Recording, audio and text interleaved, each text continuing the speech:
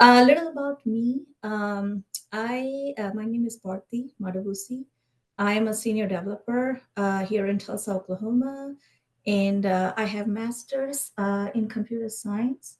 And I have two children, 12 and 16 now, and a dog. And in terms of my hobby, I love singing, mainly Bollywood songs. And, I have also started singing some karaoke, which I absolutely enjoy. Um, so, okay, so I wanted to share um, some self discovery actually recently. So, as most of you, I'm also a working mom who struggles with work life balance. I'm very passionate about my career, and at the same time, I love my family, right? I want the best of both worlds, right? And obviously, we all know how it comes, with its own challenges. So, one of the things that I've always found challenging to focus on was my spiritual progress and personal well-being. So those are the two things that I really, it has been like years now, like 3 or 4 years that I have been wanting to really, like progress my journey, like, do meditation, yoga and, workouts, fitness, you name it, right? So I think I realized that, if I do those, that is what will bring me happiness. I have tried so many other things, and I'm still, happy with other things, but this really, gives me inner happiness. And now for 3 years now, I know every year, like especially on the New Year's, right? Like I always have the resolution. Okay, this year I'm going to do this. Okay, this year I'm going to do this, but it just falls off, and it just doesn't progress, as I wanted to. So I always, try to find a balance, especially, professionally and, personally. And it was always a cycle of frustration that I was trapped on, and resentment, some resentment. And my husband is great, he helps me a lot. But so when I see him, and he is a spiritual seeker as well, but when I see him progressing his like goals, and he will, like, I think for the lab, we have been married for like 17 years now. And I would see him, religiously doing his rituals in the morning, during school days. And he will sit there and he's able to meditate and everything. And I was sitting here, all these years thinking, oh my god, why am I not able to do it? What is going on? And I'm just caught up in this, making lunches for kids in the morning, rushing to work and all that thing. So I just felt there was a little, resentment, and felt little neglected and unsupported. So then obviously, we tried out many things. Obviously, we, the kids did their own lunch, and then, we distributed the chores, we did planning, weekly planning, meal planning, everything, right? But somehow nothing really, was sticking, and it just came back on my shoulders all the time. Then I just was sitting one day and I was like, okay, what's going on? Why is this not working? Why is everybody supportive? Everybody's trying to help, but it's not working. Then that's when my self discovery journey began. So, what then I just realized that, okay, if I want something, I have to do it, right? I mean, it is me, it just lies within me. And I think I am my own block. That's what I realized. It was like very starking to me one day. I'm like, I think I am the block in my own progress. So, and then, I was like, okay, now what can I do to take action, right? Then I sat down. So I was like, external help, okay, that's great. But then the inner help is what I need. So at work, I'm like super motivated, very, professional, very energized. I can solve any problems. People look up to me. But personally, when it comes to me, I was lacking that energy to do anything for myself, so that's why I thought, okay, let me take action. So two things that I thought would help me with the action that I have been running away from. I always shied away from practice and discipline. So if something required a routine things to be done, then I would just shy away from it, not even try it, right? and discipline, obviously. So those two are the two things that I felt I was lacking, and that's what is causing, me to not progress in what I want, what my aspirations. So that's what I started. So what I did was I just, I tried evening, after work, after school, I tried to sit down, start, meditation and all that thing. But again, there was a lot of distractions. Then I moved to morning. So I moved up my clock. Like I would wake up little, 1 hour before my routine, when everybody gets up. And then I have started, it was little outside my comfort zone, but I thought, okay, I'm going to try this. And now, knock on the wood, I'm able to, do it. Sit there, meditate. And after that, I feel like everything that I thought was a hindrance to that, it suddenly started working. I'll give you some few examples. Like, for example, if mm, let me think. So, for example, a lunch, right? Lunch was biggest thing in the morning for the kids, right? So I was like, okay, I have to plan, I have to do this prep work and all that thing, and then suddenly, after I do the meditation, I don't even think about it, and then my one of the kids would come and say, Mom, today we don't you don't have to make lunch for me. And I'm like, oh wow, that worked out. So everything started falling in place when I started focusing on things that really helped me as like individually and as a family too. So that's why I feel that at this point I don't want to quit. I want to keep doing what I'm doing, and it's outside my comfort zone, but I really want to stick to it because it gives me happiness and satisfaction. And some of the learnings I want to share from this self discovery journey is these are the things that really helped me come to this point, and even kind of continue. Hopefully it's going to continue in helping me further, be it professional or any aspects of life, even personal, right? So strength, actually, yeah.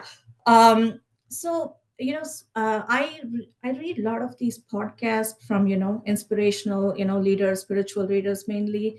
So, Swami Vivekananda, he said, he defined strength as patience, actually. So, I know that's just one aspect of it, but he said that strength is not to, um, look down upon somebody else and feel strong or trash the other person. But he said that stop reacting, right? Said just it takes a lot of strength to hold back rather than reacting. So if I can kind of control myself and stop reacting to any situation and things, that really helped me in gaining that strength. So I think I really took that from that, and it's really very profound actually when I think about it. Second is humility. So this is really funny to me because when I realized what it was really, then it really was like eye opening for me. So again, Swami Vivekananda in his talk, he said that humility is seeing greatness in another person. So I know I have heard, I have read about it, but then when I realized what it really meant and what I was doing wrong, so I always thought humility was about that person, right? So I thought, okay, if I'm humble to someone, then it's about me. I was all wrong all this time. It is never about me, it's about the other person. So if you seek the greatness in the other person, then that is what humility is. And so that was just a learning experience for me. And it was really, I tried to practice that, every single time. Um, and peace. Peace is also something that I felt really helps me because in professional life we all know, right? It's we have aggressive schedules, like management responsibilities, like we all have our professional goals, climbing the corporate ladder, high achiever, rat race. So there's so much thing going on in our life, like every day, right? So how can I have peace from that and still continue my progression, right? So one of the things, there are four things that he preached actually. One of them is always try to have less than more. So I know it is easier said than done, But when I really started looking at it, like rather than buying or, having goals for, setting goals for new stuff, I just want to improve what I already have, right? So when I started applying that in my life, it really, gave me a sense of, like calmness and peace. So I think I really want to follow that, all along. And the second thing he said was, always seek to be the last rather than the first. So again, not easy to follow and practice, but I have tried doing that. So today, I was able to tell Uma put me in the last as a speaker, right? I mean, nothing wrong or right about it, but I thought, I want to be the last. So I'm just trying to walk the talk here. And the third thing was, always seek to do will of another than your own. So like if you want to help yourself, then I think if you want to help others first, that is how you can help yourself. So I really feel that I haven't gone there yet. I really want to, but I'm just looking for opportunities for that, where I can really be of help to someone else, so that will help me as well. Another goal, or one of my learnings, is being assertive. And so I always have challenges with this part, of my, goal, like strengths, is that I always feel that I think most of the women have that tendency where we feel like we have to explain ourselves, right? I have seen it me doing that all the time, right? Like even with kids, like when they are 2 or 3 years old, I remember, oh no no no no no, you're not getting this because, we always have that because. When we say no, or when we say okay, whenever we want to put our point across, be it professional or personal, always feels we have the tendency to explain ourselves. And usually it's typical of women. Like, I read some articles of research, and they say that women tend to do this more than men. So men don't usually, explain themselves. It's yes or no, or sometimes, just. So I feel that I want to, practice that a little bit more. And when I attended Uma's 5 key, practice session, so she really helped me, and that resonated with me a lot. That she gave me some techniques on how I can do that. So I think I'm going to follow her, guidance there, and try to see how that's going to help me with my assertiveness.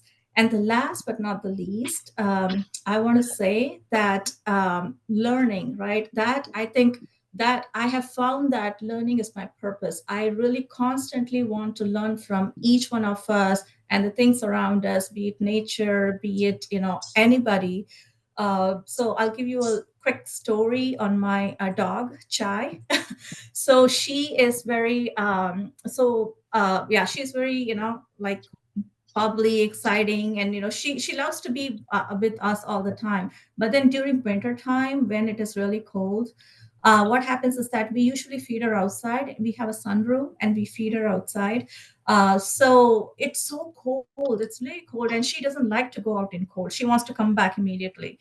So but then food, right? When it comes to food, she's passionate about her food. So the thing that I learned from her is that she lives in the moment. So, for example, at that time, she's hungry and we are serving her food. She doesn't care that inside is warmer than outside.